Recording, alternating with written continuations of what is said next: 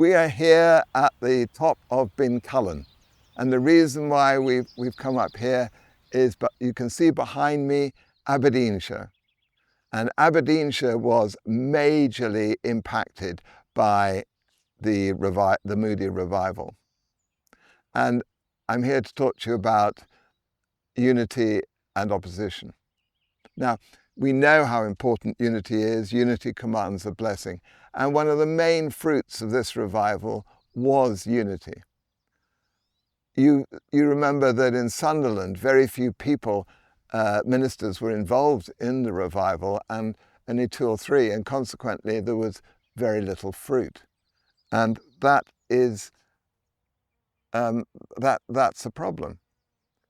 And then in Scotland, there was still problems after the disruption of 1843, where the church split and the Free Church came out of the Church of Scotland. So there was a minister, a very well-known minister called Dr. Kennedy, who had been involved with several revivals in the past. He wrote a paper against the revival, which had the lovely name of Hyper-Evangelism, Another Gospel, Though a Mighty Power. And I think this probably fed a bit into the competition and mistrust that was within the church in Scotland before the mission began. And he was a staunch Calvinist, and his form of Calvinism could not really be varied. And he particularly, although he had several things he didn't like, the main thing he didn't like was this coming to Christ at the time of immediately. And because in the Highlands where he was from, the ministers kind of, when somebody said they had found Jesus, they would check up on them for several months before they would allow them into the church to make sure that their faith was genuine. Then on the other side of the coin was Horatius Bonar, who was down in the south. And they were both from the Free Church. So they should have been, well, they were on the same side, but in this particular instance, they were diametrically opposed. And Bonar, there were issues that he had, but on all the main points, he was in agreement with Moody, and he was a supporter of the mission. So one minister, as it were, threw the baby out with the bathwater, and the other minister was more flexible. And I just wish that we could learn from this, from ministers at all denominations, not to bring division because of theology. 2 weeks into the Scottish mission, 38 ministers and lay people wrote a letter to all the ministers in Scotland, urging them to get together behind the mission and to help it spread across the nation. And the letter described what was the most remarkable feature of the meetings. It is the presence and the power of the Holy Spirit, the solemn awe, the prayerful, believing, expectant spirit, the anxious inquiry of united souls, and the longing of believers to grow more like Christ, their hungering and thirst after holiness. That's a great description. The sectarian divisions which were in Scotland in the ecclesiastical and in society melted away during this mission, which is a good thing. In Northern Ireland, they've too, of course, had their sectarian problems, but the Baptists and the Presbyterians and the Episcopal, they all got together in unity and worked together, although the Catholics, as usual, unfortunately, did not get involved. In England was a problem, and the nonconformists were great. They worked together all the time. It was the Anglicans that were the problem. And Moody sort of understood this. And while in Scotland, he realized that unless England got more unified, then he wouldn't minister there. So he got hold of a wealthy businessman, and they arranged for the businessman to set up a fund of £2,000, a lot of money in those days, to fund buying the Revival newspaper, which had been so successful in the 1859 revival, and to get it sent to all ministers in England for 13 weeks.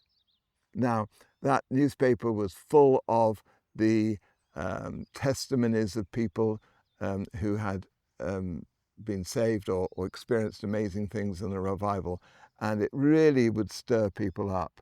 So that was really a good move. And then when the Americans arrived in Manchester, it was the same problem. The nonconformists had been working together for 8 months in unified meetings, but the Anglicans were not involved. So Moody sent a letter to all the Anglican ministers asking them to get involved.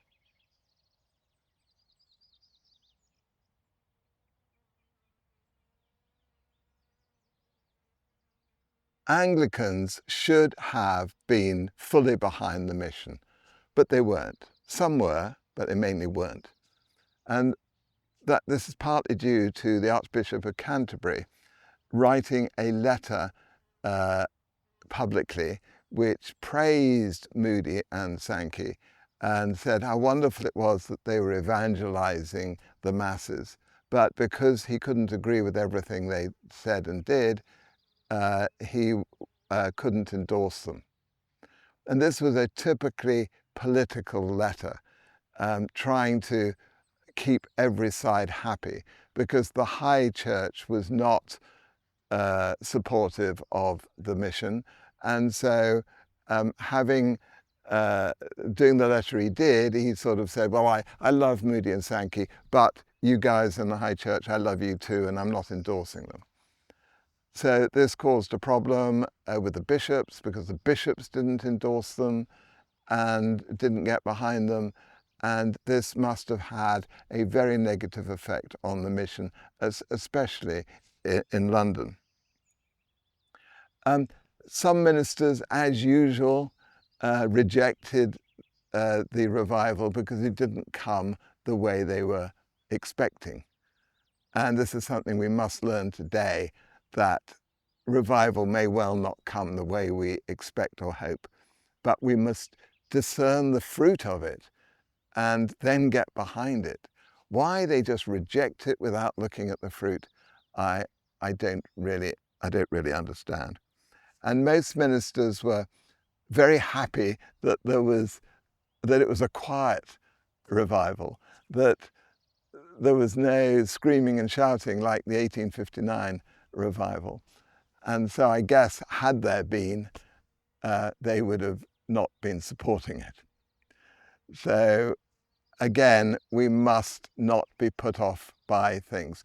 If we must have discernment, if it's of Holy Spirit, whatever people are doing, it's okay. As I record this film, there is huge division in the Anglican Church. And when revival comes, I just don't know what we're going to do about that. But we must bring all sides into the revival. We must be conscious of the divisions and try and do our best to heal them at a local level so that all the vicars get involved. Rumours circulated to discredit the Americans. Some said that they were only there to rake in money, but they didn't take any money, only enough for their expenses. Some people said that Moody was getting a huge kickback on the massive number of Bibles that were being sold, but he didn't. And people said that Sankey was getting a kickback on the large number of organs that were sold, but he didn't.